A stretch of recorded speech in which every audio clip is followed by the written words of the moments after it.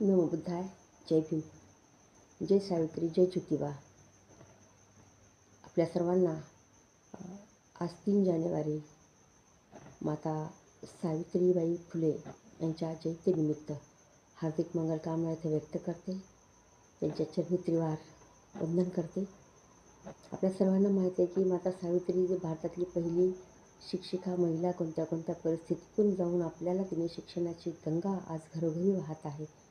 असं जे कार्य भूतपूर्व भविष्यात केली आहे ती माता सावित्री केवळ शिक्षिकाच नाही तर एक उत्तम अशा प्रकारच्या साहित्यिका आणि कवयित्रीसुद्धा होत्या.